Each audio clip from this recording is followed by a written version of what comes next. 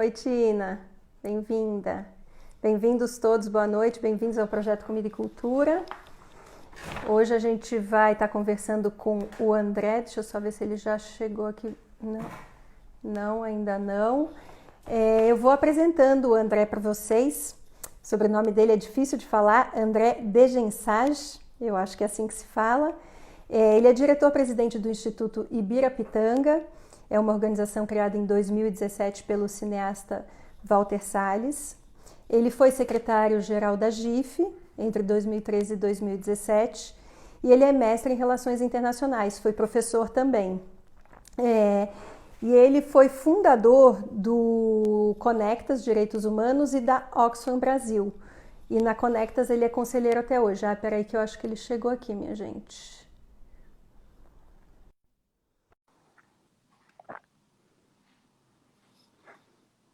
Boa noite a todos que entraram e o André está chegando.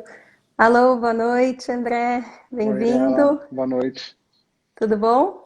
Bem, e você? Tudo bom. Antes de você entrar, eu já apresentei um pouquinho você para quem não te conhece, né? Essa entrevista fica gravada do nosso canal do IGTV e fica também no nosso canal do YouTube. Então, às vezes a pessoa entra no meio e quer assistir tudo depois, então vai estar lá. Então, muito bem-vindo, muito obrigado por ter aceitado esse nosso convite Obrigado, eu que essa agradeço, noite. Ariela, pelo convite. Que bom. Bom, André, você é mestre em Relações Internacionais, né? E você entrou para a área dos direitos humanos fortemente, né? Pela sua trajetória. Então, eu queria que você contasse para a gente um pouquinho sobre essa sua jornada dentro dessas relações internacionais e dentro dos direitos humanos também, né?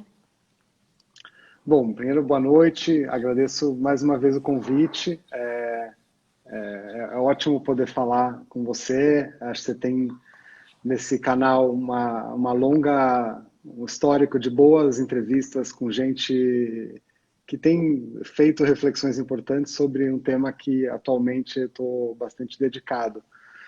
Mas a minha formação, como você já introduziu, é em Relações Internacionais. Eu estudei na PUC de São Paulo e logo, muito cedo, comecei a me envolver com o trabalho em direitos humanos.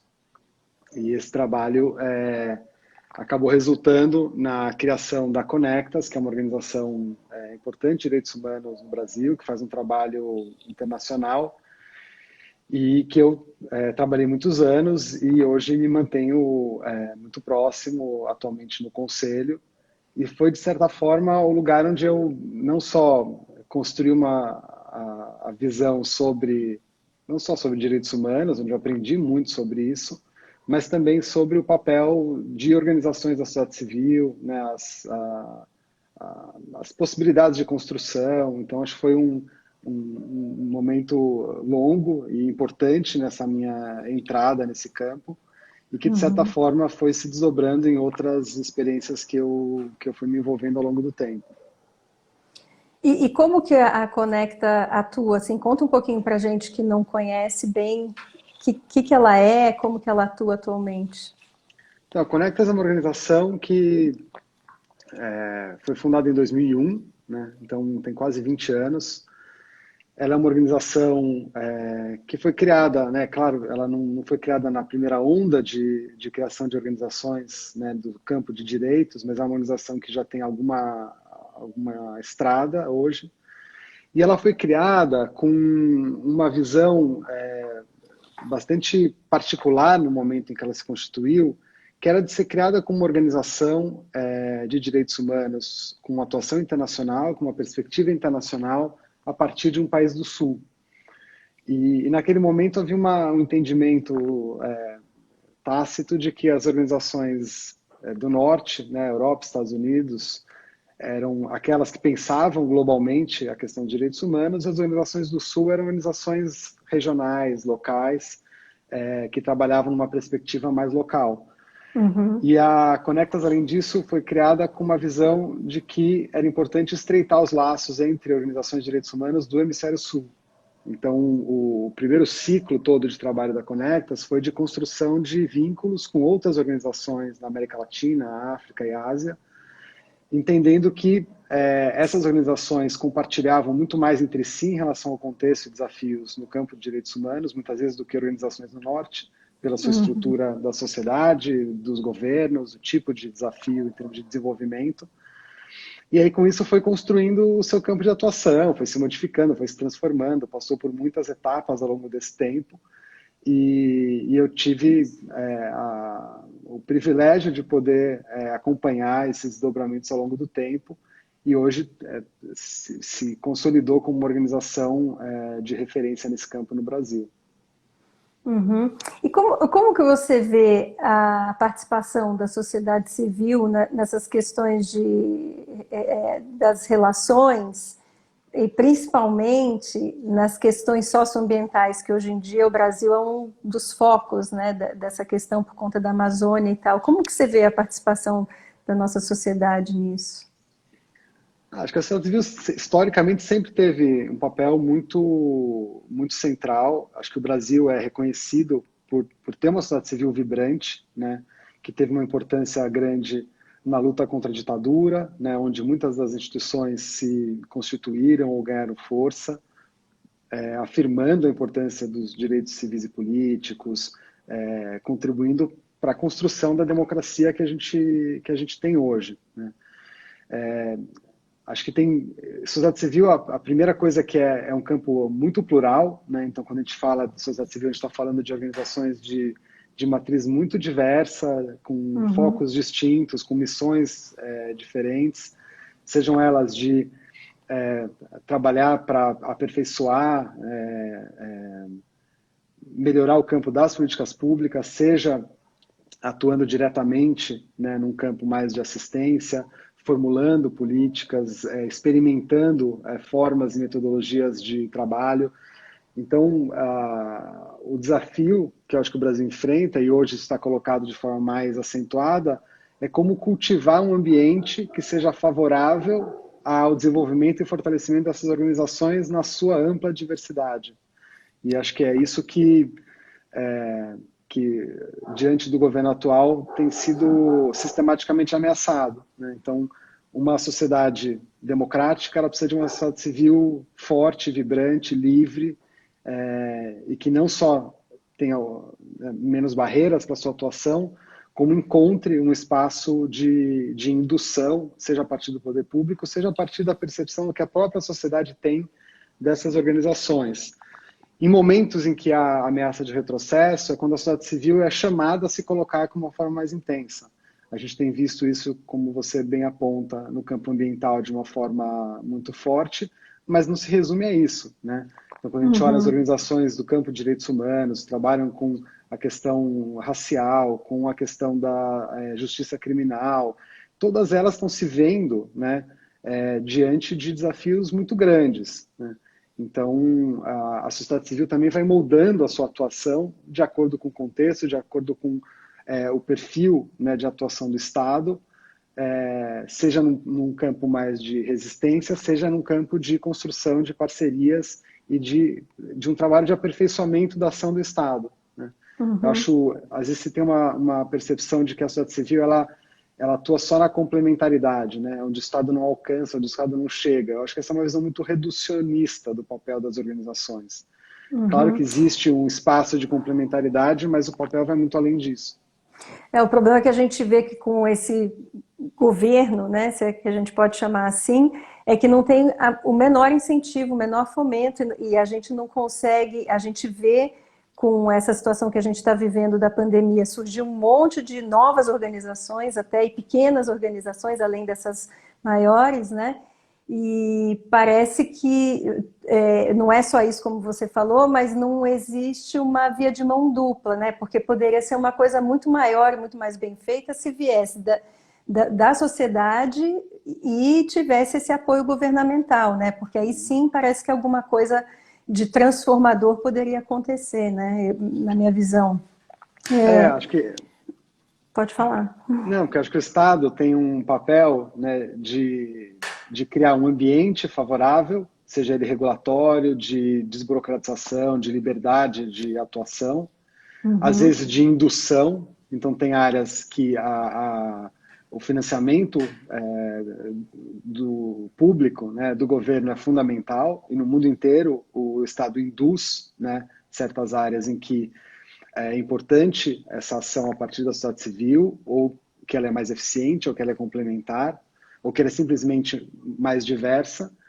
E tem um desafio de formar também uma percepção na sociedade, de criar canais, de criar estratégias para financiar essas organizações, para que elas sejam fortes e possam produzir bens públicos relevantes. No momento que a gente está vivendo, por exemplo, né, de uma crise aguda gerada pela pandemia, somado com as outras crises todas que se acumulam, né, a gente vê a sociedade civil, principalmente organizações que atuam no território, na base, mesmo numa condição de condição institucional frágil, conseguindo se organizar e apoiar na ponta, mobilizar recursos, atuar no nível comunitário. Então, até em áreas que se imaginava, né, não haver esse tipo de capacidade instalada, quando a crise se instaura, né, essas são as primeiras organizações que têm condição de responder. E a gente tem visto isso se expressar em diversos campos, talvez principalmente no campo da segurança alimentar, né, em garantir que alimentos cheguem às populações mais vulneráveis, que já vivem numa condição, né, vulnerabilizada. Qualquer oscilação coloca essa não só a dimensão alimentar, mas outras dimensões também da vida em risco. Mas uma pandemia dessa proporção, né, ela faz isso numa escala muito grande, impondo um desafio imenso, não só de coordenação a partir da ação do Estado, mas também de como a sociedade civil cria mecanismos próprios para responder a essas demandas. Como você disse, ficou tudo muito mais explícito, principalmente as questões dos sistemas alimentares, né? E como você vê o papel das empresas no meio de tudo isso, né? Acho que tem muitos níveis aí, né? Acho que quando a gente olha, e aí eu vou circunscrever a fala a esse campo alimentar, né? Acho que claro que existe um papel central, né? Existe um papel central das empresas na organização do sistema alimentar, né? As empresas, elas podem produzir benefícios muito grandes, mas elas podem também ser vetores de problemas estruturais, né, na forma com que os sistemas alimentares estão organizados. Então é importante a gente distinguir, né, o apoio importante, necessário que as empresas podem dar no sentido de alívio, né, de apoio emergencial, em mobilizar recursos, alimentos, logística, né, isso de fato acontece. Mas isso não pode nublar nossa capacidade de entender o papel que as empresas têm desempenhado no contexto da configuração desse sistema alimentar, né?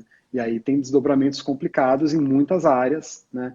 E as empresas, elas precisam rever suas práticas em alguns setores de forma muito estrutural para que elas contribuam de uma forma positiva para uma reorganização desse sistema. Agora você falando disso, eu já minha cabeça passou para frente, eu já comecei a pensar nos ultraprocessados, assim. Mas antes de te perguntar sobre essa questão, eu queria que você falasse um pouco da época que você estava à frente da GIF, né? É um grupo de institutos e fundações e empresas que investem em projetos de impacto social, é isso, né?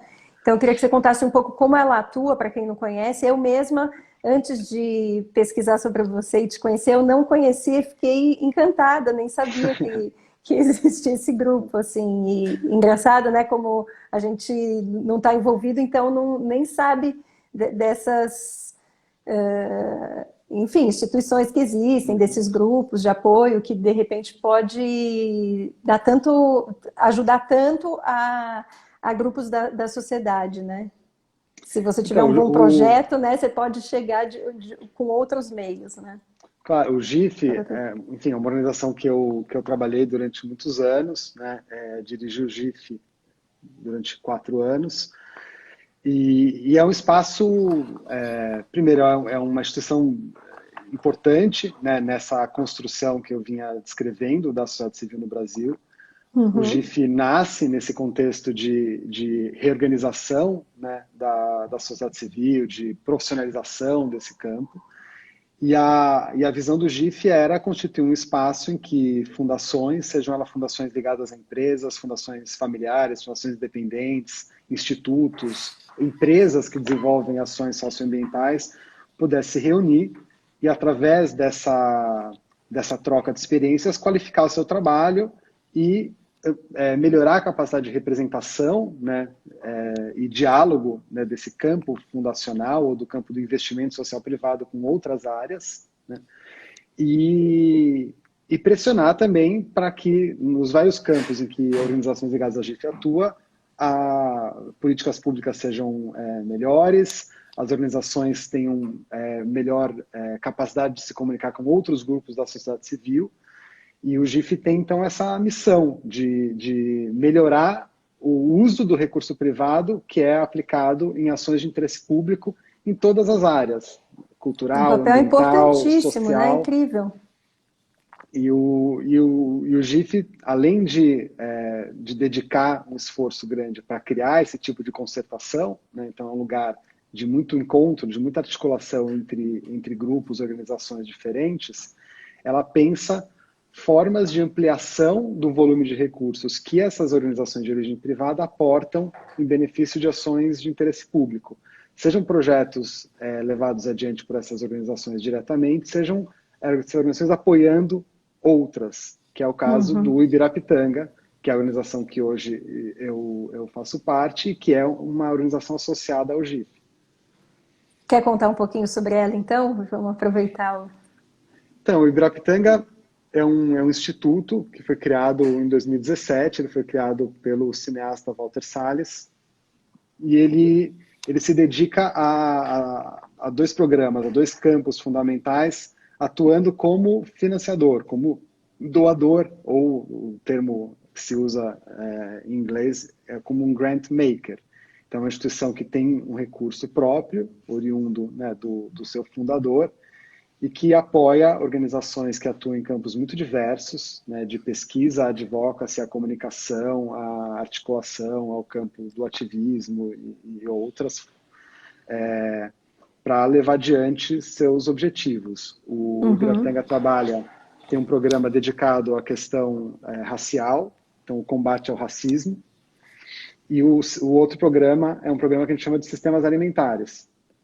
E a partir de cada um desses programas a gente tem áreas específicas em que a gente busca construir essas parcerias, apoiar organizações que desenvolvam trabalhos importantes, relevantes nessas áreas. E são dois campos absolutamente importantes nesse momento da história da humanidade, né? São duas questões que, como diz um amigo meu, só se fala em outra coisa, né? Porque são duas questões primordiais, assim, nesse momento, né? Não, da gente estar pensando. Acho que não só são questões estruturais quando a gente pensa o país, né? Então, quando a gente pensa um projeto de país, quando a gente pensa a democracia, a questão racial, ela está na base disso, não se pode pensar democracia sem olhar para a dimensão racial, sem acabar com o racismo. Um manifesto recente que foi produzido pela Coalizão Negra por Direitos fala enquanto houver racismo não há democracia, né? Então essa fala ela é muito importante de ser repetida, né? E num contexto em que a gente vê tantos movimentos afirmando a importância, né, da luta democrática, porque precisa fazer essa afirmação atualmente, é fundamental que esses movimentos estejam informados, né, na sua base pela questão racial. E a dimensão da alimentação talvez seja, se a gente olhar, né, talvez o problema que está mais claramente na raiz, né, da possibilidade de produzir saúde para as pessoas e saúde para o planeta, né? Então, a contribuição que a alimentação tem, né, na geração de saúde das pessoas é fundamental e provavelmente é o vetor mais significativo quando a gente pensa, por exemplo, nas mudanças climáticas, nas emissões. Então, as transformações que a gente vai construir nesse sistema alimentar, ela vai ser definidora, né, tanto para a saúde do planeta como para a saúde das pessoas que vivem nele. Sim, certamente. A gente se afastou completamente, né, do alimento, de onde ele vem, das questões da natureza, né? O ser humano parece que rompeu com isso, é isso que a gente vem conversando bastante aqui nas nossas entrevistas, né?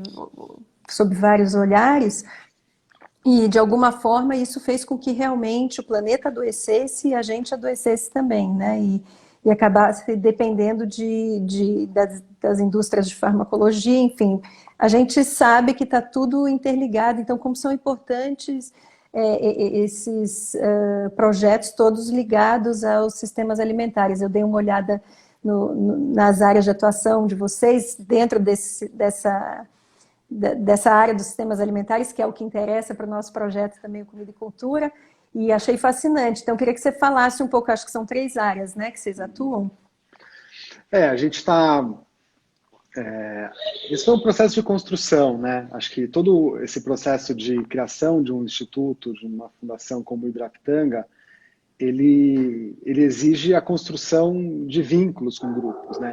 Então ele define um campo, ele define uma área de atuação, mas ele também é influenciado, né, por essas relações que ele passa a estabelecer.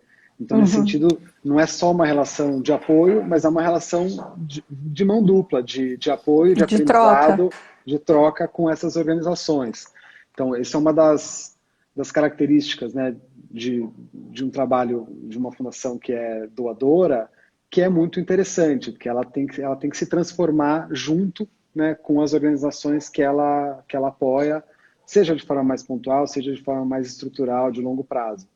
Então, nesse programa, né, a gente tem algumas preocupações, né? Então, a primeira preocupação mais estrutural tem a ver com como que vai ser, né? O que a gente precisa fazer hoje, quais são as ações que a gente precisa implementar para que as transformações que aconteçam nos sistemas alimentares do Brasil, mas no fundo está falando do mundo, porque eles estão interligados, eles possam ir numa direção de mais conexão com a sustentabilidade, com a produção de saúde, com a criação de relações sociais justas, né? Então, no fundo, a base do programa tem a ver com isso, né? A gente precisa mudar a forma que a gente produz, distribui e consome alimentos, e essas mudanças precisam caminhar nessa direção. E aí, dentro disso, né, existe uma preocupação inicial que tem a ver com o uso e a regulação, né, dos agrotóxicos, né? Então, o Brasil vem de uma situação ruim que piora, né, que tem piorado nos últimos anos, no sentido de uma desregulamentação, de uma liberalização crescente desse uso. A gente não só regula mal, como não sabe, não gera informação, né, e tem um profundo desconhecimento sobre o grau de contaminação que existe na nossa comida, na nossa água, né, e os meios, né, de controle são precários e estão sob constante ameaça.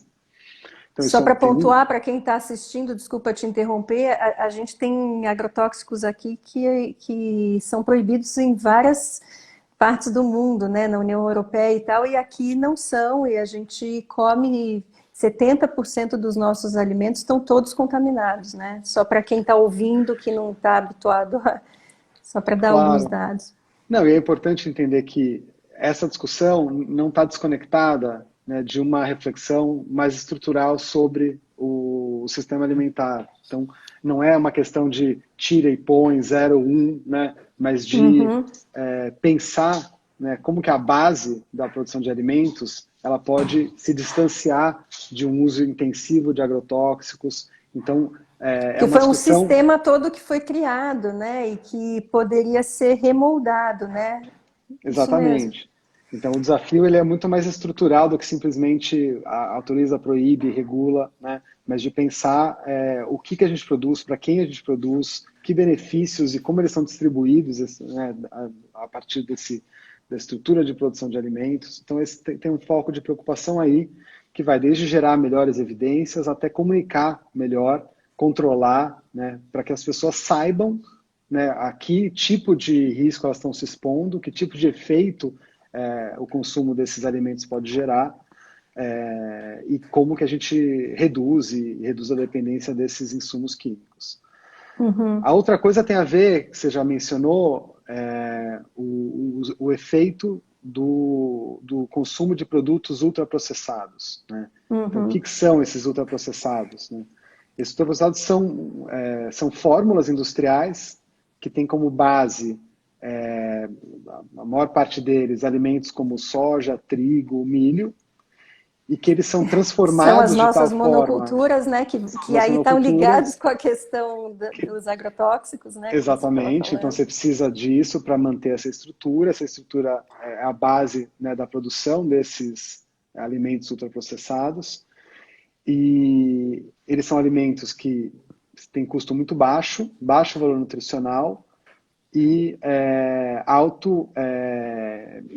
impactos diversos em termos de efeitos que eles têm na saúde das pessoas. Então, o consumo de ultraprocessados está ligado a todo um campo, um conjunto de doenças não transmissíveis, né? Então, obesidade, hipertensão, diabetes, câncer, que estão conectados com uma proporção, né, talvez o maior vetor de mortes evitáveis, e o efeito, né, do aumento do consumo desses produtos, além das ameaças à saúde, ele acaba também contribuindo para a erosão, né, de outras culturas alimentares, né?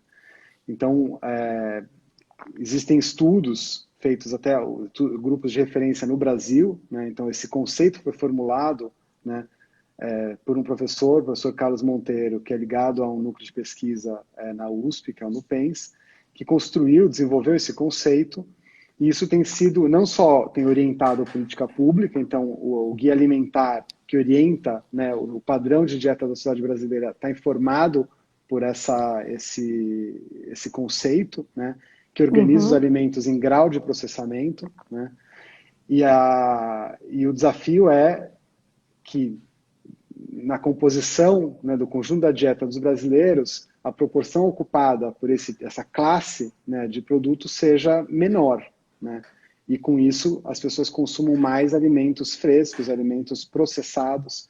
Então o ultraprocessado não se confunde com o industrializado, né, então não é uma afirmação contra a indústria, mas é uma afirmação contra esse tipo de fórmula, né, que deixa de apresentar as qualidades básicas dos alimentos que compõem, que eles são trabalhados e misturados num grau, né, de processamento que eles deixam de ser alimento, na minha opinião. Né? Eles são alimentos vazios, né? Puramente para você matar a fome, mas você não se nutre, né? Que alguém aqui está falando que afeta tanto a saúde do planeta quanto a saúde das pessoas, que era o que você estava falando. Acho que foi até o Márcio que falou. E certamente a diferença que tem de uma dieta de uma pessoa que vive comendo alimentos frescos e minimamente processados é muito maior. A gente vê aqui nas periferias de São Paulo, por exemplo, existem os desertos alimentares, né?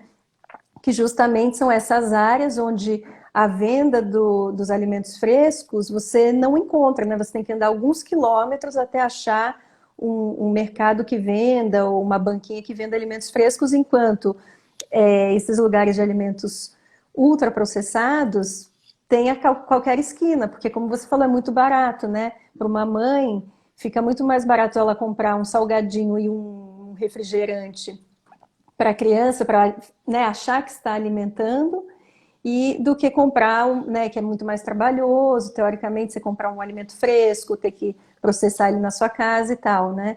Então, esses são conceitos que foram entrando, que eu pedi licença para falar isso aqui no meio da sua entrevista, para contar para quem está nos assistindo.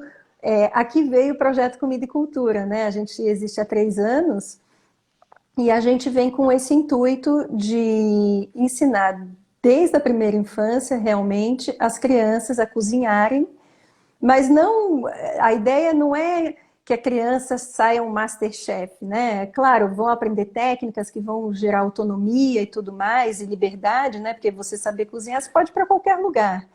Mas, ao mesmo tempo, vai criar um cidadão muito mais crítico, né? Em relação ao próprio corpo, à saúde do corpo, à saúde do planeta, ao consumo, né, que é um dos problemas maiores que a gente tem na atualidade também, né, porque, como você mesmo disse, está tudo interligado. Então, a gente ensina as crianças a cozinharem, entendendo o alimento de forma sistêmica, né, apresentando para eles o local onde esse alimento foi plantado, quem são esses personagens que estão lá, né, plantando, colhendo, qual o percurso que esse alimento vai fazer, quais as pegadas que ele vai deixar, né, no ambiente, e até chegar no supermercado, até chegar na nossa casa, a gente consegue falar sobre os desperdícios, enfim. Uhum. Então, tanto o desperdício em todo o processo, né? Tanto no plantio, na hora de você colher e de você conseguir organizar, até você conseguir chegar na sua casa e você saber que você pode usar aquele alimento integralmente, né? Uma cenoura você não precisa jogar a rama fora, né? Um couve-flor você não precisa descartar as folhas, enfim. Então, tem milhares de aprendizados aí nesse meio, fora a cultura, né? Que é o que você falou, com esse consumo exagerado de ultraprocessados, a gente vai perdendo culturalmente tudo aquilo que o alimento podia nos trazer, né? Então, é uma tristeza muito grande. Então, para quem não Claro. conhecia, o Projeto Comida e Cultura vem com esse intuito de estar passando isso para as crianças desde muito cedo, né? E de uma forma bastante natural, vamos dizer assim, né? A gente está em 2 currículos de escola de São Paulo e a gente quer conseguir alcançar muito mais crianças no Brasil todo, enfim, o quanto a gente puder aumentar esse entendimento do alimento e de como isso está interligado com tudo no planeta, melhor, né? Meu, deixa eu Pode só pegar o falar. gancho de uma coisa que você falou, Ariela, que eu acho que se a gente conectar, olhar um pouco para o momento que a gente está vivendo agora, né, talvez a gente passe por um período muito decisivo em relação a para onde vai, né, a nossa organização, né, da produção de alimentos. Ao mesmo tempo que a gente tem, né, um contexto, seja pela crise econômica, seja a pandemia catalisando, né, essa depressão, né, que o Brasil vive, uma Uhum. situação de ameaça da fome, né? Então, vários indicativos mostram que o Brasil está na iminência de voltar para o mapa da fome, e que isso a gente volte a conviver com esse problema estrutural.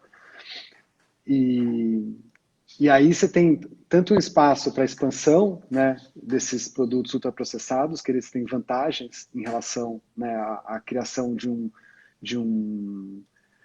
de uma estrutura para produção e distribuição de alimentos frescos, né? Então eu vi aqui aparecer nos comentários da importância dos pequenos produtores. Então a gente tem, acho que hoje, funcionando esses 2 vetores simultâneos, né? De um lado, uma pressão para qualquer tipo, acesso a qualquer tipo de alimento, né? Que se você está diante da fome, essa é uma questão que se torna secundária, mas a Uhum. ameaça é que com isso se ganhe mais espaço ainda, né? E com isso você vá minando ainda mais o espaço para a produção de comida de verdade. Ao mesmo tempo, né, nessas respostas emergenciais, a gente tem visto ações muito consistentes de conexão entre pequenos produtores e, principalmente, população mais vulnerável do ponto de vista de segurança alimentar. Uhum. Então, é interessante a gente olhar para experiências que se mostraram possíveis diante de uma situação limite, né, e que possam se manter, né, num momento em que, sei lá, essa pandemia arrefeceu, essa situação se alterar, seja para que configuração a gente estiver caminhando, né?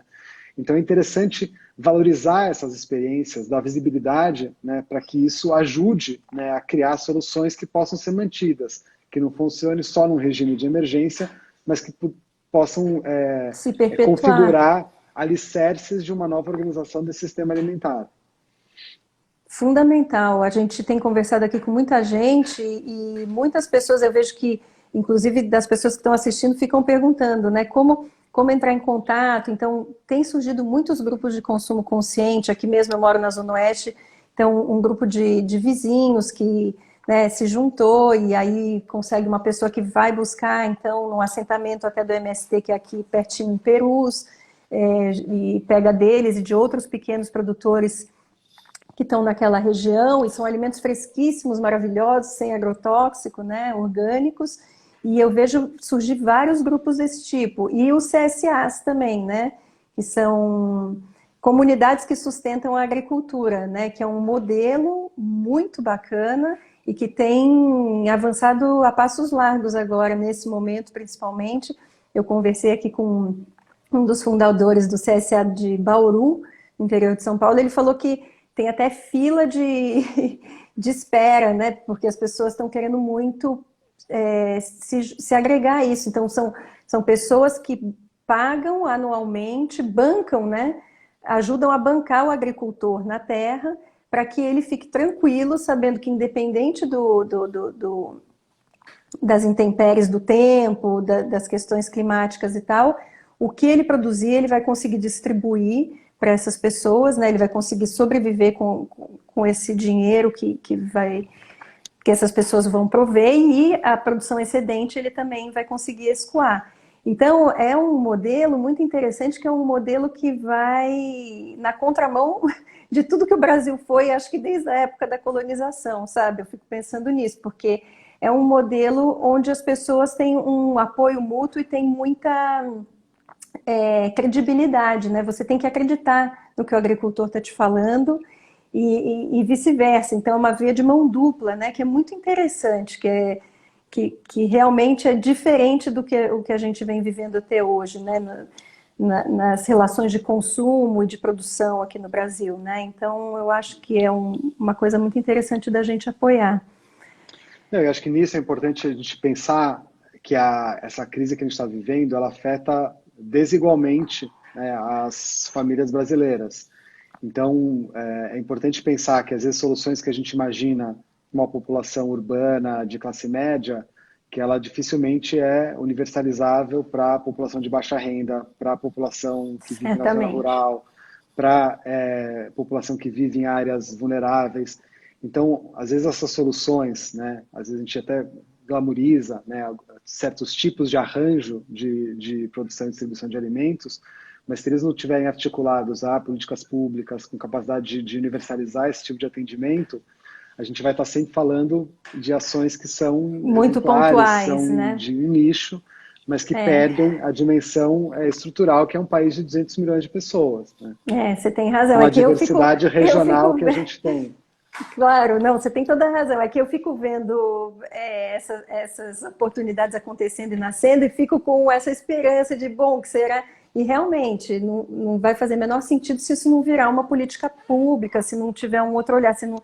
É muita gente. Você tem uma visão muito mais macro, né, da coisa e faz todo sentido. É muito importante a gente pensar nisso, nesse momento principalmente. E acho que assim, provavelmente a organização desse sistema vai ter que conviver com uma multiplicidade de soluções. Né? Então, uma mesma solução provavelmente não vai se aplicar para grandes áreas metropolitanas e para pequenas cidades no interior dos estados, para o norte do país e para o sul. Né? Então, essa é a complexidade, eu acho, de pensar esse sistema como um todo. Então, como que vai ser distribuído os alimentos, o papel dos supermercados, como que a gente incentiva esse pequeno produtor para que ele consiga escoar a sua produção. Então, todo mundo viu no começo da pandemia aquelas cenas dramáticas, né, de produtores com excesso de frutas, hortaliças, jogando fora, porque os canais de distribuição reduziram a demanda, porque os restaurantes pararam de trabalhar, então tinha que reorganizar tudo aquilo. Então, isso já foi repetido 1 milhão de vezes, mas o desafio não é só produzir alimento suficiente para essa população global crescente, mas é como que você produz, como você distribui, como se dá o acesso. Né? Então, a discussão ela é muito menos... né, se tem alimento, se não tem alimento, né? O desafio está entre isso, é como que você organiza toda essa cadeia. E num país gigantesco, né? E não é só aqui, como você falou, né? É uma questão de distribuição mundial, né? Porque às vezes a gente está comprando, sei lá, pera da China, sendo que a gente tem outro alimento aqui. Então, talvez também, eu acho que também, né? Uma conscientização das pessoas, né? Desse entendimento de por que você vai comprar, tudo bem, é gostoso às vezes comer uma coisa que vem de fora, para quem pode, né, também, dependendo da classe social. Claro. Mas para que isso, se você tem coisas assim totalmente exóticas aqui do seu lado que você nem conhece, né? Não, e essa é uma dimensão, né, quando a gente fala de uma crescente monotonia, né, alimentar no Brasil. Então você tem a forma de produção, te leva a um estreitamento de variedades. Então você também se acostuma, né, ao consumo de alimentos num determinado padrão. Tudo que sai desse padrão é estranho, né? Então, em vez de você ter centenas, dezenas de variedades de um determinado alimento, você conhece duas, conhece três, né? Então isso vai ampliando essa monotonia, estreitando, né? E de repente, a partir de uma cultura muito mais diversa que você tinha e regionalizada, né? Trabalhando com as vocações de cada região do país, você tem uma massificação, né? De algumas poucas variedades de alimento, uma ampliação e uma padronização a partir dos alimentos ultraprocessados, que são os mesmos no supermercado aqui ou em qualquer lugar do mundo, né? Eles têm cadeias globais de produção, e aí com isso você não só torna a dieta mais pobre, menos rica, gera menos renda para a população que produz esse alimento e estreita as possibilidades, né, desses produtores de ganhar vida a partir, né, desse saber também, de uma cultura alimentar.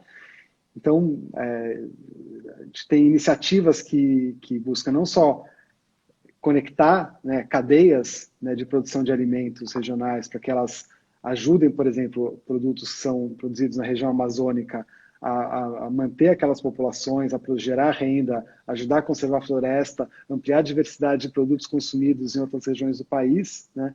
E aí, no lugar disso, você acaba é substituído por toda uma forma de organização que produz monotonia, produz baixa qualidade nutricional e sem falar da dimensão da apropriação de riqueza, né? Então, você tem poucos conglomerados empresariais que dominam essa produção de alimentos, né? E você vai reduzindo, né, a possibilidade de autonomia que esses grupos, que essa população tem de, inclusive, produzir para a sua própria subsistência. Então, você cria distorções absurdas, né? Como famílias, populações que vivem nas áreas que mais se produz alimento, né? Então você pega na região do Mato Grosso a produção de soja, e que essas famílias não conseguem produzir para sua própria subsistência, né? Então esse tipo de distorção num país como o Brasil deveria ser inaceitável, né? Mas aí você precisa de uma visão que organize isso, de políticas indutoras, de linhas de crédito orientadas para isso, de assistência técnica, coisas que vêm sendo desarticuladas de forma crescente. Quando você olha para dois programas estruturantes, né, do ponto de vista da segurança alimentar, que é o PNAE, que é o Programa Nacional de Alimentação Escolar, e o PAA, que é o Programa de Aquisição de Alimentos, ambos vêm sendo desidratados. O PAA perdeu totalmente o recurso, o PNAE enfrenta dificuldades gigantescas, né? São políticas públicas de referência globalmente, né? Então o Brasil é citado como exemplo de política bem-sucedida, de referência no mundo, pelo PNAE e pelo PAA, e elas vêm sendo desarticuladas. Então, se a gente não prestar atenção nisso, né, não entender que isso precisa ser defendido, assim como a gente aprendeu a defender o SUS a duras penas, né, diante da pandemia, essas são políticas públicas estruturantes que precisam ser mantidas e ampliadas. E a gente está indo na direção oposta.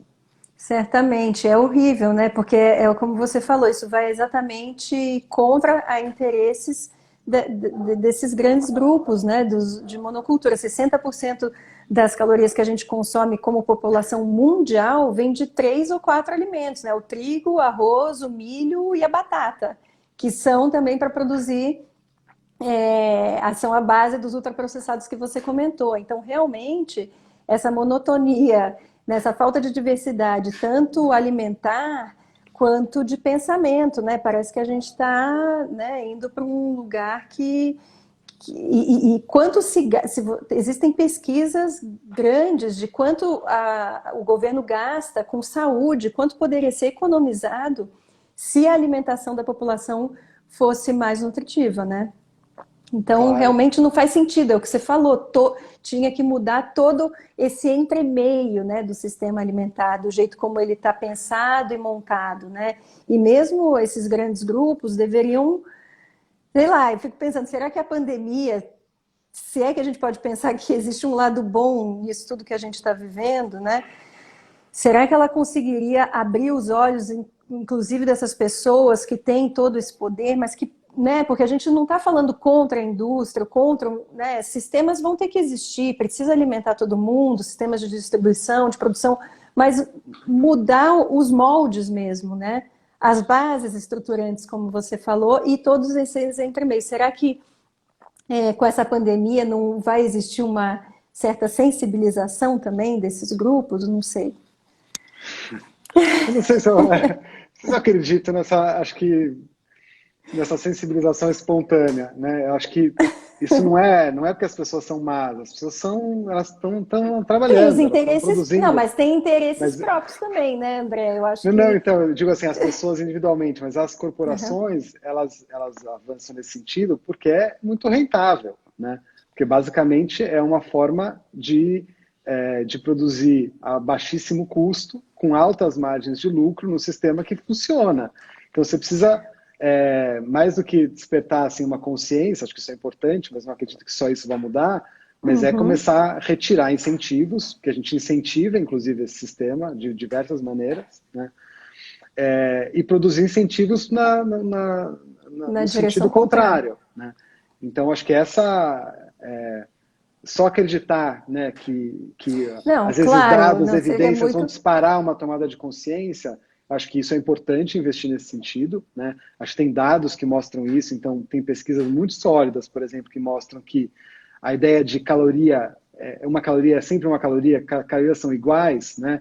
Pesquisas recentes que mostram que um mesmo número de calorias de uma dieta baseada em ultraprocessados e uma dieta livre de ultraprocessados, elas têm impactos diferentes em termos de ganho de peso, né? Uhum. Então, tem uma coisa que é de dar informação, né, de dar acesso à informação de qualidade, bem fundamentada, que passou por ensaios clínicos validados e etc. Então, não é a opinião de um grupo versus a propaganda de uma Sim. empresa, né? Então, é importante distinguir o que é conhecimento acumulado do ponto de vista científico do que é o que eu acho, que sei lá quem acha, né? Uhum. Então, tem um lado que é informação e tem um lado que é criar incentivos e desincentivos para que esse sistema comece a mudar, né? Agora eu fico pensando que assim, criar essa conscientização de alguma forma ajuda a mudar esses incentivos. Porque qual é a minha linha de construção, né? Eu fico pensando que a sociedade civil pode, de alguma maneira, como você bem falou no início da entrevista, pressionar de alguma forma também para que essas políticas públicas sejam moldadas de um jeito ou de outro, e também saber eleger, né? Quem é que vai ir nessa direção ou vai na direção oposta. A gente está indo na direção oposta. Então, eu fico entendendo que só uma tomada de consciência, de fato, de uma parte maior da população pode fazer esse tipo de transformação acontecer, tanto elegendo pessoas que vão estar indo no caminho dessas políticas que você mencionou, como, enfim, a educação, o que eu quero dizer é que eu acho que a educação assim, é a base de tudo realmente para alguma grande transformação, porque sem isso as pessoas não têm, e não estou falando nem de pessoas de baixa renda, viu? Eu estou falando da conscientização até de uma classe média, assim, porque eu vejo que eu dou aula para alunos de classe média alta, e às vezes eu fico abismada com a falta de assim, você leva, eles não sabem discernir às vezes um alimento de outro, não sabem dizer que aquele alimento veio de um animal ou que o leite veio, né? Então é tão absurdo assim que eu acho que um elo foi quebrado mesmo aí, né? Da nossa relação, não é nem da nossa relação, a gente não se entende mais como natureza, né? A natureza está aí simplesmente para nos servir. Então eu fico Claro. insistindo nessa ideia de que esse entendimento e esse poder transformador da educação desde a primeira infância pode mover mundos. E é claro, seria muito demorado, mas eu acho que é uma conscientização necessária, tanto de crianças como de adultos também, né? Porque a gente está vivendo o momento agora com todos esses problemas, enfim. Então, tem Estou uma, acho pedindo que para uma você outra, falar mais, André, fala aí. não, tem uma outra questão que eu acho que é interessante olhar, que é um pouco o outro lado, né? Então, tem uma narrativa que é perversa, né, que estrutura um pouco a ampliação, por exemplo, do consumo de alimentos ultraprocessados, que é uma associação com uma vida moderna, né? Então, as pessoas precisam parar de passar tempo na cozinha e, para isso, né, a Sadia resolveu o seu problema, porque ela já te entrega a lasanha pronta, né? Então, você não precisa preparar isso. Então, Uhum. a resposta para isso, né? Então, claro que existe uma venda de conveniência aí, mas o custo disso é um custo alto, né? Que parece não valer a pena, né? A não ser para as próprias empresas. Então, existe também uma reflexão que é, em vez da gente terceirizar o preparo de alimentos, a gente tem que trazer para dentro de casa esse preparo. E isso, né, foi muito associado com a ideia relevante da mulher, de emancipação da mulher, de que a mulher tem que sair da cozinha, né, ter uma vida Trabalhar profissional e etc. fora, ter outra. Então, É, quando a gente fala assim, tem que voltar a preparar alimentos, obviamente que não é essa mesma volta, é uma outra volta, com uma outra divisão do trabalho, com uma outra organização, entendendo as diferenças de uma família, de uma pessoa que passa 4 horas no transporte público para ir voltar do trabalho, por exemplo, e você fala, não, mas você tem que chegar em casa e cozinhar. Então é evidente, né, que existem obstáculos imensos e que isso não afeta a população de forma igual. igual, né? Então tudo isso tem que ser levado em conta, né? Mas aí tem um trabalho que é de aprender mesmo a manusear, a cozinhar, a se organizar, né? A pensar nisso. Até porque se você se organiza e pensa nisso, você consegue. Eu trabalho fora, meu marido trabalha fora, tenho duas crianças e a gente, né? Porque a gente está muito habituado a isso. É uma questão de aprendizado mesmo, como você falou. Que é como você come, com quem você come, de que jeito que relação você estabelece, né, com o alimento, né? A ideia de que alimento não é só ingestão de caloria, né? Existe uma relação. Então é importante você se perguntar de onde vem o alimento que você consome, quem produziu, em que condições, né?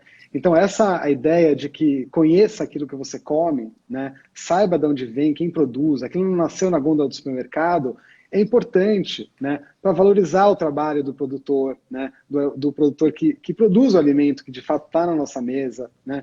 Então tem toda uma mudança que é uma mudança estrutural, que é uma mudança de política pública, de incentivos, mas tem uma mudança da relação que a gente estabelece com o alimento. E acho que isso Uhum. pode ser um indutor, né. Então não é a visão de que o consumidor é soberano, né. Então assim o mercado simplesmente atende à vontade do consumidor, porque a gente sabe que o ambiente influencia, né, essa demanda. O que você influencia o que as pessoas pedem. Então, essa é uma relação mais imbricada. Então, você precisa Uhum. também de medidas regulatórias que melhorem esses ambientes alimentares. Então, tem algumas coisas indecentes, por exemplo, escolas, né, cantinas, lugares em que as crianças consomem, a altura o varejo deixa, né, dispõe É, os alimentos ultraprocessados para que as crianças desenvolvam uma relação de desejo com aquele tipo de alimento. Então, tem uma série de medidas que estão inseridas no campo, né, dessas transformações do sistema alimentar que precisam ser discutidas. E a gente precisa ampliar esses espaços como esse, né, seu, para que essas coisas ganhem adensem as reflexões, compartilhem ganhem corpo visões. mesmo, né? E caiam num inconsciente coletivo, de repente, num dado momento, porque eu fico pensando isso, né? As coisas mudam quando muita gente está pensando sobre o mesmo, né? Você estava falando aqui, a Raquel, aqui, uma pessoa que está assistindo, justamente, você falou das gôndolas de mercado, de padarias, né? Ela está falando da propaganda sem ética, preocupada apenas com o consumo desenfreado, que é exatamente sobre isso que você falou, né? Danoninho vale como um bifinho, alguém postou aí. E tem uma pergunta aqui, André, que é de alguém que está vendo também. O que impede que a produção da agricultura familiar seja mais acessível nos centros urbanos? O que você acha que impede? Bom, a pergunta é para você. Então, não sei se eu vou conseguir responder, é uma pergunta excelente e difícil de responder, né? Eu acho que tem toda uma discussão, né, de pensar alimentação não só como um fenômeno rural, mas alimentação como uma questão urbana, né? Então, como produzir alimentos para servir uma população que é crescentemente urbana, né? Então, existem experiências de cinturões de produção, de produção de alimentos dentro da cidade, de criar,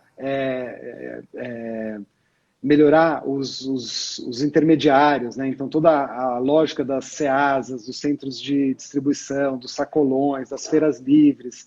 Então, acho que o grande desafio que esse pequeno produtor enfrenta, além de crédito, de segurança, para que ele, né, perder uma safra não signifique inviabilizar a continuidade dessa produção, né, é de criar mecanismos que garantam o escoamento desses produtos, né, que ele tenha a condição de comercializar. Então, acho que tem experiências, investimentos de criar esse circuito de comercialização, encurtar esses circuitos de produção e consumo é fundamental. Então, parte da resposta, né, a direção, pelo menos, da resposta, é de encurtar esses circuitos, para que haja menos emissão, né, entre a produção e o consumo dos alimentos. Então, para que eles cheguem a um custo mais barato, reduzir os intermediários, multiplicar os lugares em que as pessoas consomem alimentos, para que ele não seja apenas e crescentemente nos supermercados, que tem um papel, mas eles também distorcem essa cadeia. Então, acho que tem todo esse campo que precisa ser trabalhado. Agora, só voltando, que a gente está nos 5 minutos finais, na verdade, passou tão rápido o tempo, tem tanta coisa para falar, a gente podia ficar te ouvindo aqui horas também. Não, por Porque favor, ninguém merece isso. André, então, primeiro eu queria que você só falasse do último, você falou que o Instituto Ibirapitanga, então, atua nos ultraprocessados, foi a última coisa que você falou, e faltou uma área boa. que vocês Nossa, atuam. um pequeno parênteses. Não, e a outra área é em relação à agroecologia, né? Então, a gente entende que a agroecologia, em termos de caminho, né, de caminho para essa transição, né, para outras formas de organização dos sistemas alimentares, é fundamental, que é uma coisa que você colocou no início da conversa, que é retomar um outro tipo de relação com os ciclos naturais, com os ciclos biológicos, né, para que essas experiências possam estar na base, né, da produção da comida que as pessoas consomem. Fazer uma transição da agricultura convencional para essa agroecologia, né? É um sonho. Eu acho que a gente é um não falou caminho. de todo o efeito, né, em relação a emissões, a uma outra forma de organização. Então, acho que esse é um campo de discussão gigantesco, né, e um desafio enorme, que é como que isso opera, né, como que é a configuração, né, desse sistema, como que ele vai estar organizado no futuro, né. Então, a gente tem um desafio muito grande de conseguir imaginar, né, a configuração desse sistema alimentar para que a gente possa caminhar nessa direção, né? Se a gente não consegue imaginar, a gente dificilmente consegue caminhar no sentido certo. Então, o desafio é grande ainda. É grande. André, faltam 2 minutos para acabar e o Instagram corta de repente, então eu queria primeiro te agradecer muito pela sua participação aqui, por ter aceitado o convite, parabenizar pelo trabalho do Instituto, que é maravilhoso, conheci também agora, então parabéns. E queria te fazer uma última pergunta. André, você hoje em dia tem fome do quê? Eu tenho fome de justiça racial. É isso aí, todos nós. É imprescindível, né? Até para que possa mudar todo esse sistema alimentar, isso daí vem antes, né? A justiça racial acho que vem antes de tudo. A gente entrar nessa coisa igualitária, né? De verdade. Então, obrigada a todos que estão assistindo. Ariela, pelo convite. E apareçam sempre, todas as terças e quintas, às 6h30, a gente está aqui conversando sobre alimentação, educação e cultura. Obrigada a todos, boa noite. Obrigado, até mais. Boa noite. Tchau, André. Boa noite. Tchau, tchau. Até.